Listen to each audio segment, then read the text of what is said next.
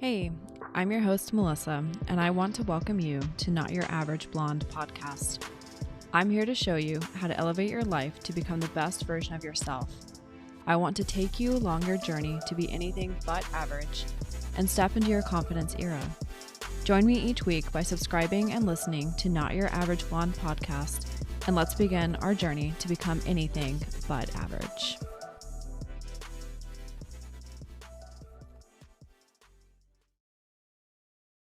What if I told you that one of the biggest decisions in my life came down to a cappuccino? I gave up eternal salvation for a cappuccino. Thank you for joining me today on Not Your Average Blonde podcast. I'm your host, Melissa, and I'm very excited to share with you my story about Mormonism and leaving Mormonism today. A cappuccino. It sounds ridiculous, right?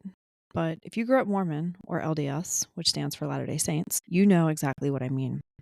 The church has incredibly strict rules about how you can live your life, especially about what you can and can't consume.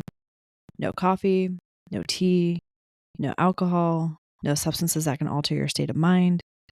And yet, that one cup of coffee or cappuccino for me, it represents so much more than just a drink. It symbolizes choice, autonomy, breaking free from control, and self-acceptance. For me, it was one of those small but powerful acts that signified my journey away from the faith that had shaped my entire life. It was learning to trust myself over an institution that dictated almost every aspect of my life. And today, I want to give you an overview of my journey and what it was like growing up Mormon, the immense pressure I felt at BYU, which is where I went for my undergrad, the all-consuming rush into marriage and the pain of divorce, and ultimately the unraveling of my faith and the mindset shifts that helped me to break free and transition out of a high-control religion and find peace in my own spirituality. It's a lot, and today's episode is just going to give you an overview into that process. It's going to be a part of several more podcast episodes that I'm going to talk about over the next few months about my journey, especially because this podcast focuses on mindset. If you ever felt like you were questioning your faith or navigating deconstruction, struggling with expectations that don't align with your desires, or even just wondering what life could look like outside of a religion, this episode is for you. Or if you're just curious about it. A lot of people don't know about my Mormon past. It's not something that I openly advertise, but it's one of those facets of my life that took me a long time to be able to deconstruct and to move forward, and ultimately leaving it behind massively shaped the woman that I am today. And I'm so grateful for it. I don't look back with malice. There was definitely a lot of painful parts along the journey, but I am grateful for the stability that it gave me when I was younger, and then some of the morals and ethics I learned. And I did meet some good people along the way. I met a lot of bad people as well, and had a lot of painful aspects, especially towards the end of my journey and experience within Mormonism. But that's what life's about. It's about lessons and trials and growth and your mindset of how you view those and how you overcome them. I wanted to offer insight into the mental shifts that I went through and some of the practical steps that helped me to be able to reclaim my life. I want to talk about what it was like to leave the Mormon faith and the journey of deconstructing that belief system that was ingrained in me from childhood and the lessons I learned along the way. So I grew up Mormon, and it was woven into pretty much almost every aspect of my identity, literally embedded in my DNA. My grandparents were very devout members of the church. They went every Sunday, they followed every rule, and expected the same for the rest of the family. Now their kids, my aunts and uncles, had varying degrees of who was active, who was not. Some changed or converted into other religions. Some fell away from religion altogether. They took their own paths, but that pressure, it did trickle down to my parents and then to my siblings and I. And hopefully one of my sisters and I will do a joint podcast in the future, actually talking about our experiences within the LDS faith. And we're pretty excited to bring that to you. One key note with this with my parents is they weren't always active in the church growing up. There were periods where we attended regularly, and then there were times when we faded out, mostly because we moved a lot due to my dad's career. It was really hard to stay consistent, and we didn't have that constant schedule of attending. But on the other side of it, because we did move so much, Mormonism often became my built-in social network, especially as a teenager. Wherever we went, there was an instant community for me where I had friends, I had activities, I had a group where I could belong. It gave me a structure and an institution that taught me a moral code, and it gave me the opportunity to not be at my house. I didn't have the best home life growing up, and the church gave me, pretty much an out, a very positive outlet where I had that community and that social structure that I needed. That structure is what kept me tied to the church for so long. But even as a child, I started noticing cracks within it. Double standards, hypocrisy, and the fact that questioning anything was immediately met with resistance. And yet, because Mormonism is such a high control faith, those doubts, they get buried deep because it's not encouraged to question, or you're only allowed to seek within church resources to answer those questions. Or if there's stuff that are very vague, you're often met with kind of shame for even questioning it and kind of being called out for like, you don't have enough faith, or you're not reading your scriptures enough, or you're not praying enough, whatever, endless list of excuses. So instead of questioning openly, I focused more on trying to fit in. But things changed. They changed so much. BYU changed me. Getting married changed me. Getting divorced changed me. Moving away from Utah and seeing the world again changed me even more. I changed so much, and this is such a massive part of my story and the woman that I become today, and also plays into why I created this podcast as well. So today, I really want to talk about that journey, the doubts, the societal pressures, the fear of leaving, and ultimately the relief and freedom that came with stepping away. So some of my earliest memories of Mormonism, like I said, starts back with my grandparents. It takes me back to spending weekends at my grandparents' house in Utah. Sundays meant wearing a dress, grabbing snacks for church, Cheerios and marshmallows were a staple, and preparing for several hours of meetings and social events. It was literally an all-day affair. It was crazy. I still can't believe just how long it was, but it really was an entire day dedicated to preparing for church, going to church, whatever social event after church, and then coming home for family dinner and stuff. My grandparents' faith was pretty unwavering. They were pretty devout members the entirety of the time I've known them in my life. And with that came a lot of expectations, strict adherence to the teachings, no room for deviation, and a belief that this was the one and only true path. I will caveat though that my grandpa, I'm very grateful for, he was very pro women and encouraging them, to get their education and for working. He has been one of my biggest supporters when it came to me for getting my degree and for choosing the career path that I did, which is very outside the norm of typical LDS belief and culture of what a woman's job and role should be. So for that, I was very grateful that he kind of deviated from the norm on that. Now, my parents, like I said before, they weren't always active, which in hindsight was a massive blessing. It gave me moments of autonomy and periods where I could step away from the church, even if temporarily, and to kind of figure things out a bit without having that influence. But I still ultimately gravitated towards it because growing up in the church meant growing up with a deeply ingrained sense of what was expected of me, and it gave me that social community and that construct that I needed. Moving around a lot as a kid meant the church was often my anchor, my social foundation. It provided instant community, which for a child constantly adjusting to new places was absolutely invaluable, and even more so in my teen years. But even then, like I said, I saw that there were cracks. Wards were not always welcoming. Wards are congregations. For those who aren't familiar with how the LDS Church or Mormonism is established, it's a religious congregation. They're called wards. Leadership held, double standards quite a bit, and it was a culture that didn't always practice what it preached. So much of the culture bled into the doctrine that was preached. A lot of people couldn't separate what was religion versus culture. When it came time for college, I chose BYU for financial reasons. It was the best bang for my buck for the quality of education and financially where I was at the time. I had other options, but BYU was affordable. I had scholarships, and I thought it would provide me with that sense of community that I had growing up. I thought I would have the same supportive community that I had experienced as a teenager in the church, but I was so wrong.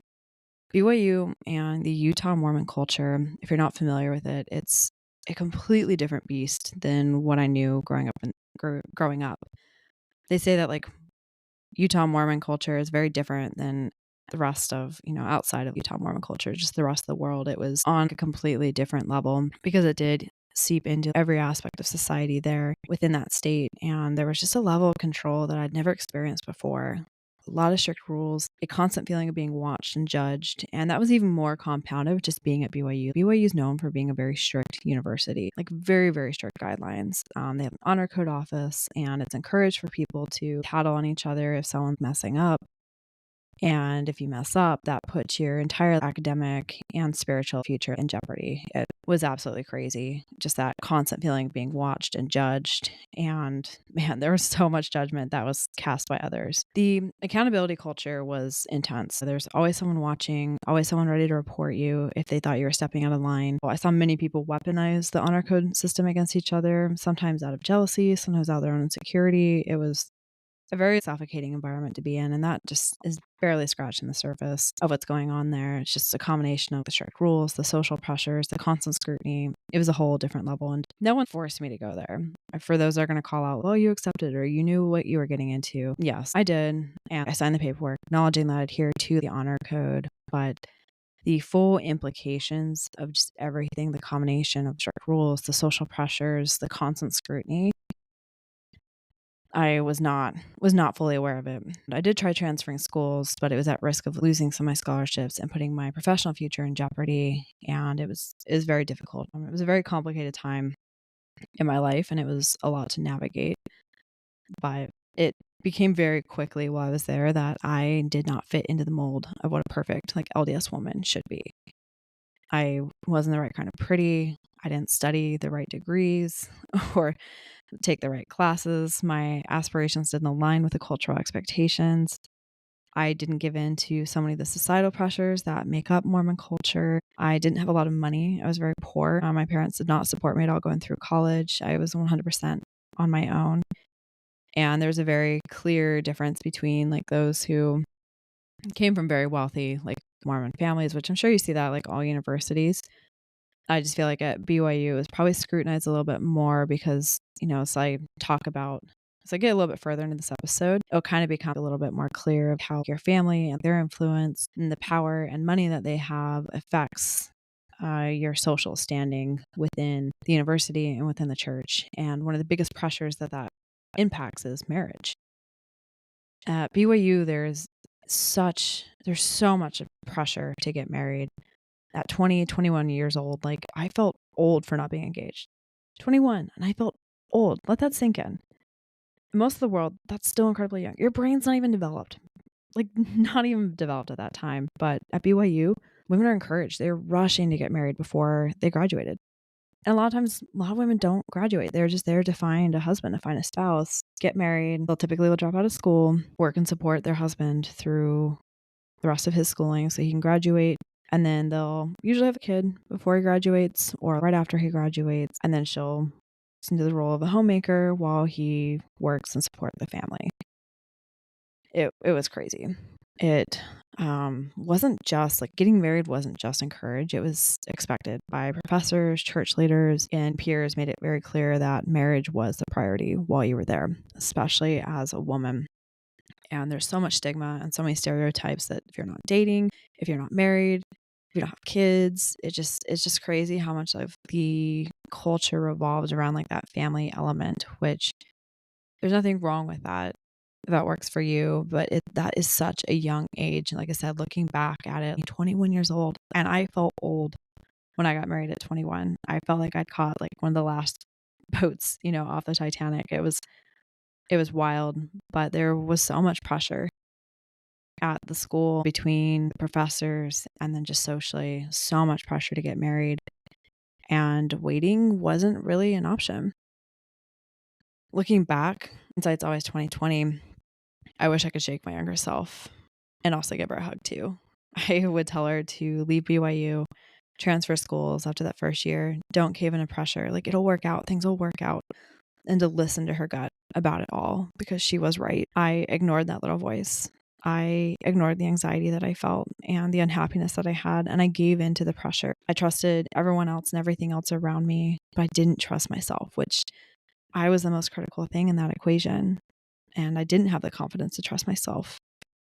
At the time, it felt inevitable when it came to getting married, and I did. I ended up getting married very quickly. And that's really where everything started to fall apart. Marriage, it was nothing like what I'd been told it would be.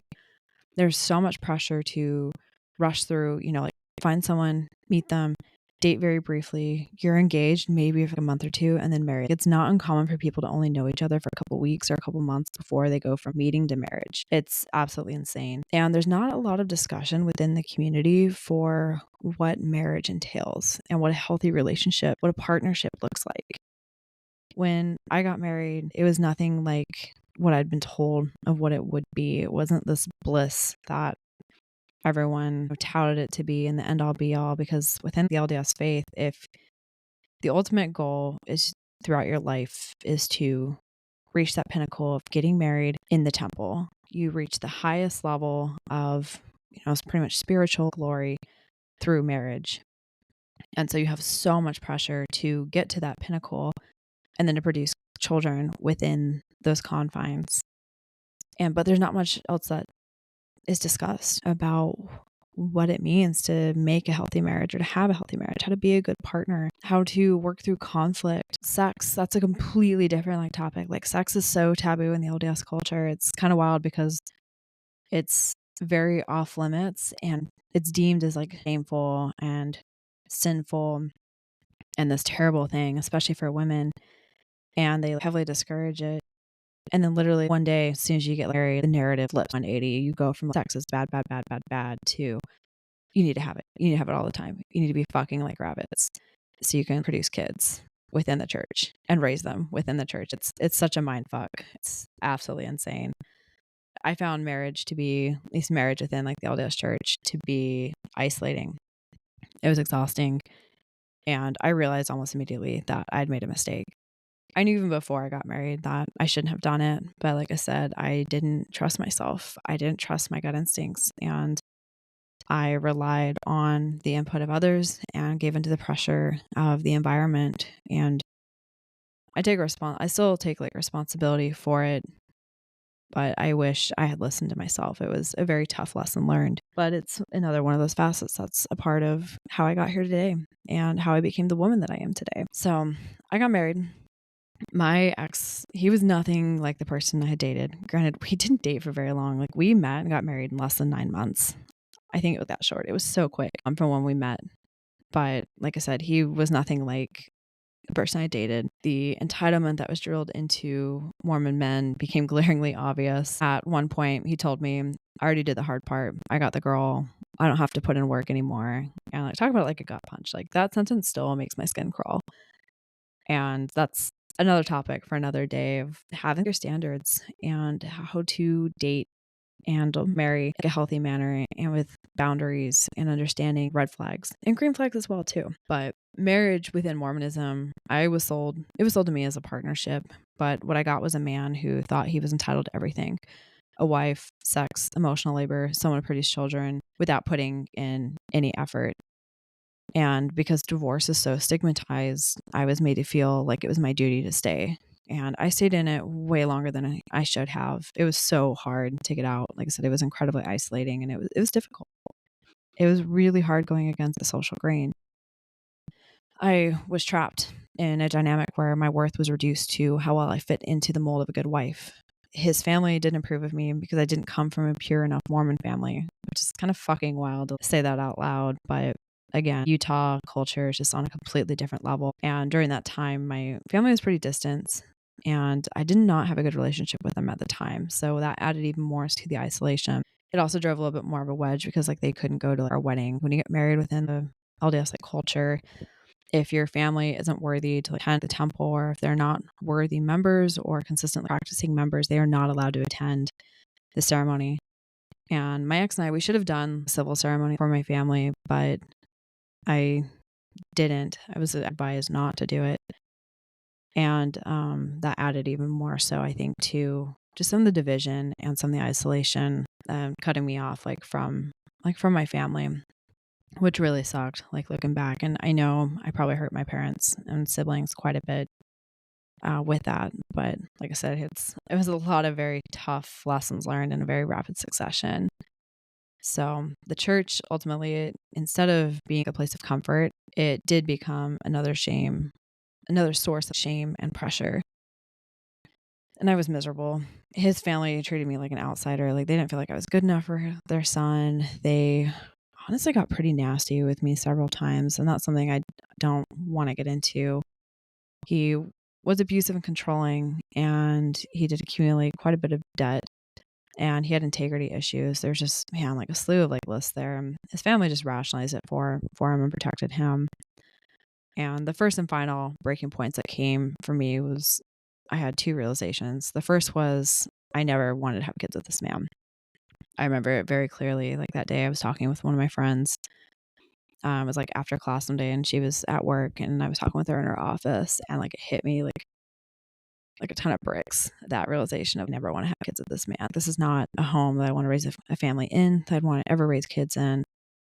And the second and final kind of straw was the realization that it did not matter if, but when he would physically harm or kill me if I stayed, there was a good chance I would make it out alive.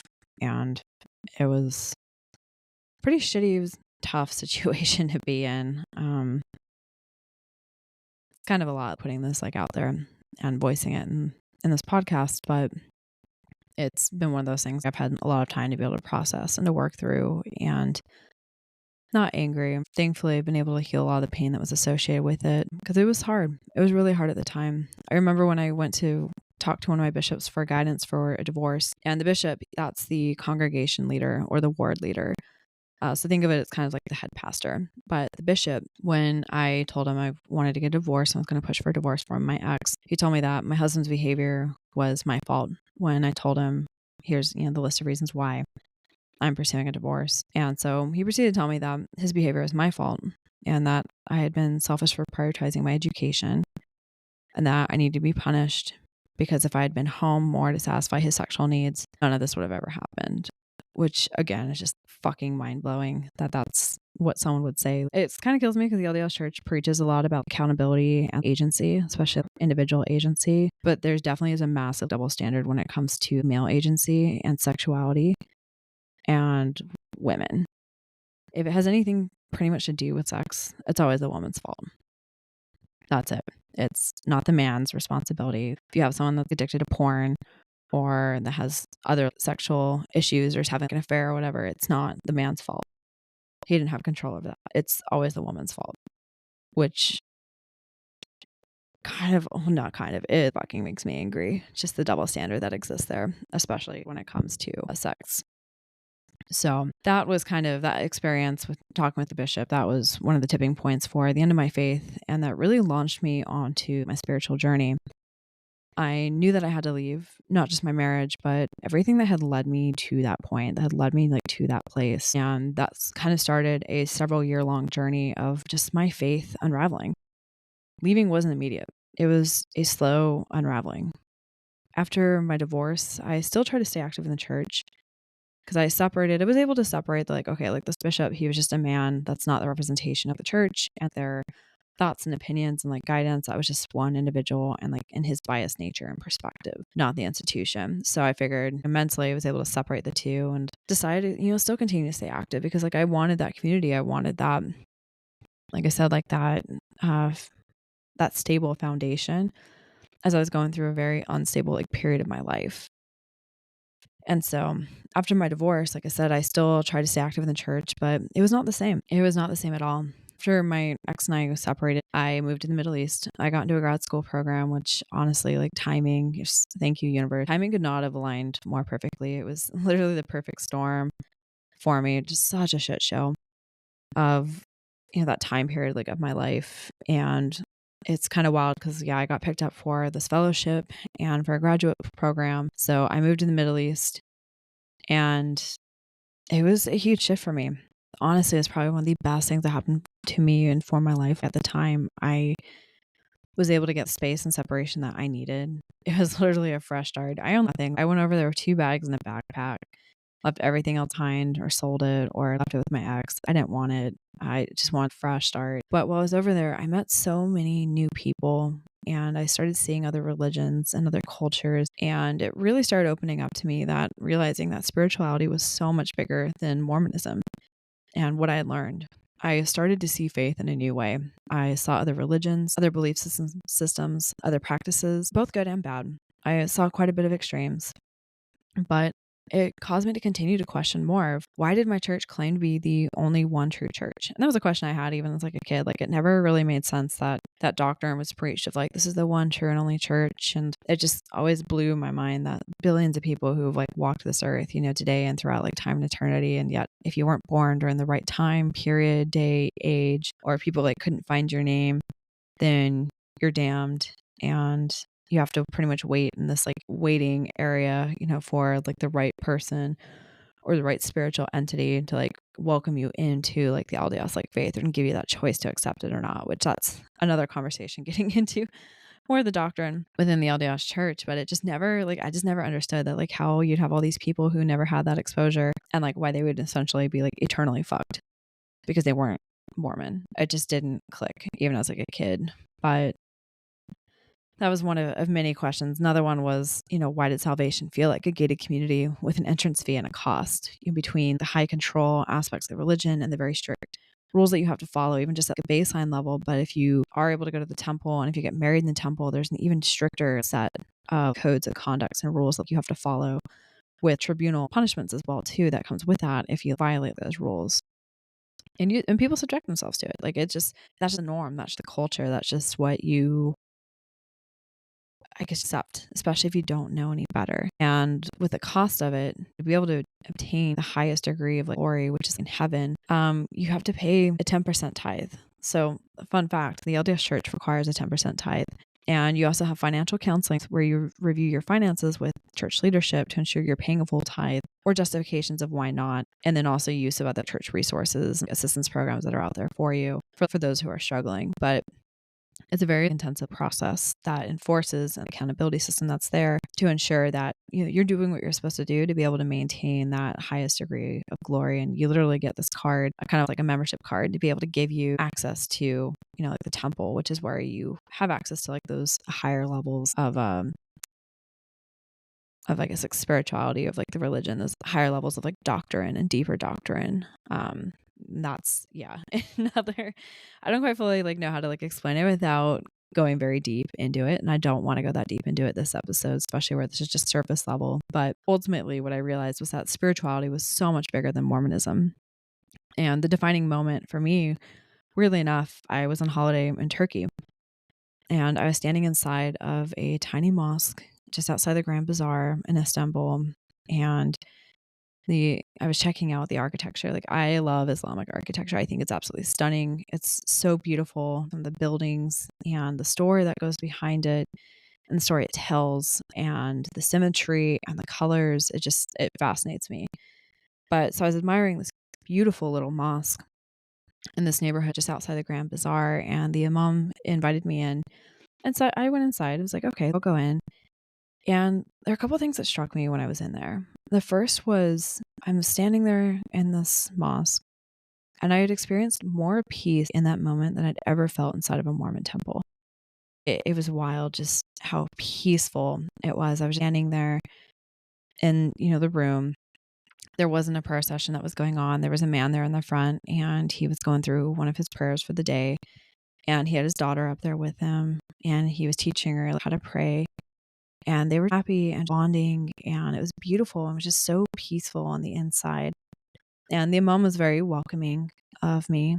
And, he had kind of left me alone. And I just stood there and took in that spiritual moment. It really was a critical point on my spiritual journey. And that's when it really dawned on me. And I started asking myself, like, why do I believe what I believe? Why am I following all these rules and being a part of this culture and this religion that doesn't accept me and who I am, and I'm never going to fit into this box, and I'm struggling so much and I'm not at peace with it. I feel so unsettled with it. And it hit me when I was standing in that mosque that maybe it's not so much of what denomination you belong to, but more so of what's the intent of your heart. How do you treat your fellow man? And so going from there, that's really what launched me into my spiritual journey. I'm not religious, but I'm definitely more spiritual. But it took me several years to fully step away from my faith. And when I did, I felt so much relief. And that relief told me everything that I needed to know. And it wasn't easy. Leaving life after Mormonism, it was hard. Walking away was such a process. The church doesn't just let people slip away either. They don't just let people slip away quietly, especially women who can bring more children into the church. The final nail in the coffin was when I moved to San Antonio. I moved to the Middle East. I did my grad school program there. And then I moved back to the States and moved to San Antonio, Texas. And when I got back, I tried to go back to church there. I went to a singles ward, which, again, within the LDS culture, you have a couple of different types of wards. So you have a singles ward, which is where exactly what it sounds like. You have all the single people, unmarried people who go to this congregation. And the idea behind it is to meet other single people. And you kind of graduate out of that ward when you meet someone there and you get married. And then you can graduate on to the normal ward, which is a family ward. So I went to the singles ward because I was divorced, single, hoping for a sense of belonging. But all I found was pressure to date and remarry. Even though I told the bishop and people within the leadership within that ward that I needed to heal. I felt so damaged and fractured after my marriage. I just needed to heal and just wanted a place where I could have a social community and be spiritually edified. And they wouldn't respect that. So I did end up switching to a family ward, which you can choose to go to a family ward, but you don't have that emphasis so much on meeting other singles and stuff like that. And so I just started going to the local family ward. And again, it was tough. I was invisible because a single divorced woman didn't fit into the perfect Mormon picture, especially not in a family ward. I was wearing a scarlet letter, and it was very apparent and obvious every time I went to church. And so I left.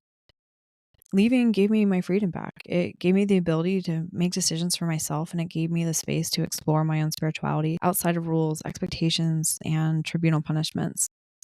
I slowly stopped going, and with that weight was lifted. One of the biggest shifts I had to make was detaching from what others thought of me. That was so scary. That was honestly probably was one of my biggest barriers, especially was that fear of what are my friends going to think? What are my family going to think? What's my grandparents going to think about me leaving? Are they going to be disappointed? Are they going to stop talking to me? It's a double-edged sword of how you're going to be treated if you leave, because you're either going to be treated as an outcast and kind of one that's doomed to the lower levels of hell, even lower than Hitler himself, or you're going to be met still with love and people that are trying to bring you back into the fold. It's kind of a gamble of either way. And it's very rare when people just kind of leave you alone and let you be. But the hardest thing for me was detaching from what others thought of me. I had to learn to trust myself. I had to learn to embrace my own desires and goals and even my own sensuality, which was something that Mormonism makes you repress for so long. Even after you're married, there still is no discussion of what healthy sex is supposed to be between a man and a woman or a partner. They just don't talk about them. And so that was something else I had to learn, is how to have healthy relationships again. And so now these days I'm definitely spiritual. I'm not religious, and I live by one simple principle. It's doing good by others. That's it. No exclusivity, no hierarchy, just kindness and intention of my heart and living my life with a purpose of doing right by others. Leaving, isn't just about walking away. It's about rewiring your mind. And that was probably one of the hardest parts with leaving, was deconstructing that entire narrative that I've had in my entire life. And that was especially ingrained in me when I went to college and it didn't fit. I tried so hard to fit into that box and to make it work, and it just was not me. And it was hard to deconstruct and rewire my mind and to accept myself. And some of the biggest mindset shifts I had to make was I had to learn how to reclaim my autonomy. I had to make decisions for me, not based on what a church or a culture tells me what to do. Next was questioning without fear and letting go of fear-based thinking. There is so much fear within religion, and that's kind of why I shy away so much from religion, is because there's a lot of fear-mongering and control, especially if it's led by man, which no church is going to be perfect, especially when you have man's influence in it. We're imperfect beings, but I've seen so many religions and churches where they utilize religion to manipulate people. And one of those tools is they used, fear-based thinking. It's kind of crazy to see. And that part, like I said, religion kind of scares me because of just how manipulative it can be and how much people use it to control and influence others. And so for me, I had to deconstruct my mind and realize that life outside of religion, it isn't chaos, it's freedom. I gave myself permission to be curious and to explore and to redefine spirituality on my own terms. I realized that I didn't need fear-based faith to dictate my life. And that true spirituality, it doesn't come from rules and restrictions, but from how you live your life and living your life with intention and kindness. That's how I want to live my life. There's a lot of pain and cruelty and suffering in the world, and I don't want to add to it. There's enough of it out there already. And when it comes to justice and stuff, I believe in karma. What comes around goes around. And my focus is on doing right by others and living my life with that intention and being kind to other people, other beings, plants, animals, you name it, just trying to live my best life in that regard. The next mindset shift I had to make was self-acceptance over approval, learning that I didn't need external validation, that my worth wasn't tied to being the perfect Mormon woman. I had to learn how to redefine that, which included breaking free from guilt. Understanding that guilt and shame, they're tools used for control. And when I got divorced, there was so much shame that was thrust on me. And I carried that for years. It literally felt like I was wearing a scarlet letter. There were rumors and false accusations for the reasons that led to my divorce. No surprise.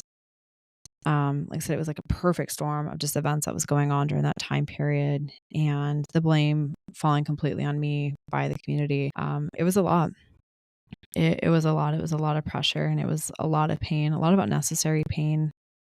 It wasn't fair, but it is what it is. And it was something that I had to work through. My divorce, like I said, it was hard. That scarlet letter of shame was hard to bear for years, and it took me a lot of time to kind of shed it and to recondition my mind to let go of the idea that leaving meant that I was lost or broken or that I had done something wrong.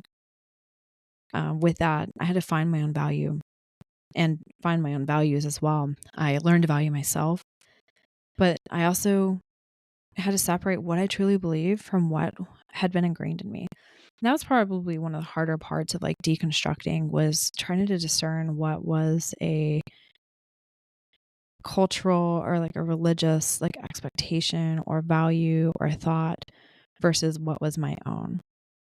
It's kind of hard to explain, and I'll probably do another episode on that, on the deconstruction process and the mindset shift that goes into that, because it really is a process, and there's a lot of steps that comes with that, and a lot of emotions involved, and just a lot of mental processing. But it was a lot, and it took a lot of time to recondition myself and sort through what I had went through. And ultimately Melissa, what I believe, and not what I should be based on some man or some institution and what they're telling me to believe. And with that came learning how to embrace my own path, realizing that I could create my own life on my terms without someone else dictating what was right for me. I have the power to create new communities. And thank you, if you've made it this far into this episode, for joining me today and for being a part of the Not Your Average Blonde community. That's what I'm here to share, is about this, learning how to embrace your own path, how to not be average, and how to change your mindset to be able to create and define what your values are. I had to do that for myself. I literally had to walk that path of fire to be able to get here to this point and be able to share this knowledge and these skills with you.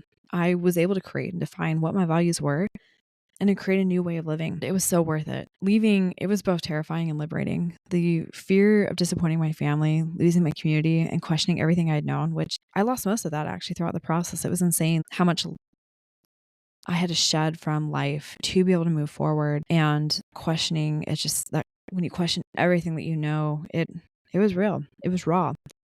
But there was so much relief.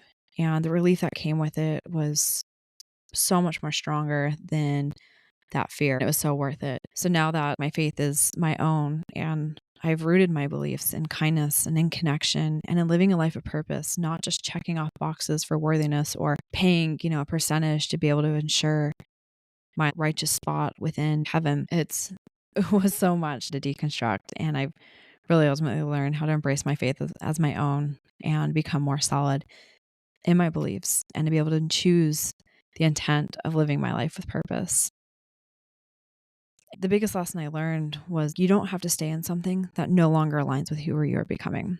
I don't look back at my time within the Mormon church with animosity. I look at it with a lot of grace, and it served a good purpose in my life for the time that, I was involved in it. As a teenager, it was exactly like what I needed. I wouldn't be the woman I am today if I hadn't have gone through literally trial by fire, like through those experiences. But the beauty of it is, I've reached a point where it no longer aligns with like who I am and the woman that I'm going to continue to become. And that is okay. And I'm at peace with that. I'm grateful for, the ethics and the value system that it gave me when I was younger. I'm grateful for that sense of community. I'm grateful for how it forced me to evolve into who I am today. And that's something I want to share with you is you don't have to stay in something that no longer aligns with who you're becoming. You can leave. And on the other side, there is freedom. So if you're questioning your faith or are a part of a community that you're currently in, know this, you're not alone. Leaving a high control religion or a group, company, organization, it's terrifying. But I promise you, it is so freeing. And this is just the beginning. In future episodes, I want to dive deeper into topics like purity culture and the impacts it has on men and women, how to rebuild your identity, especially after you've gone through like crisis moments like divorce or leaving a high control religion or changing a job. I want to do another episode too, talking about the controversial Mormon Wives TV show. I know there's a lot of discussion on that, and I have a very strong opinion on that show. Even if I did lose brain cells watching it, I do think it showed I think it had an excellent depiction of what the LDS culture and the dichotomy that it has within Utah. It's wild. It captures it almost like perfectly. It really does kind of make you question, like, what the fuck? Like, what is going on there? But other topics, talking about unraveling your faith and healing after divorce and so much more that I can pull from this journey of where I am today. But for now, just know that there's peace outside of structured religion, and you deserve to find it. And was the cappuccino worth it? Fuck yeah, it was. I love my cappuccino and my coffee every single day, because each and every day it's that reminder of how I have the power to write my own story. Thank you so much for joining me on this conversation. Until next time, keep questioning, keep growing, and keep stepping into the life that you want to create and staying anything but average. Feel free to like and review this podcast, and please share it with your friends. I'm trying to get the word out there and trying to help out and reach more people. Thank you so much for joining me on Not Your Average Blonde.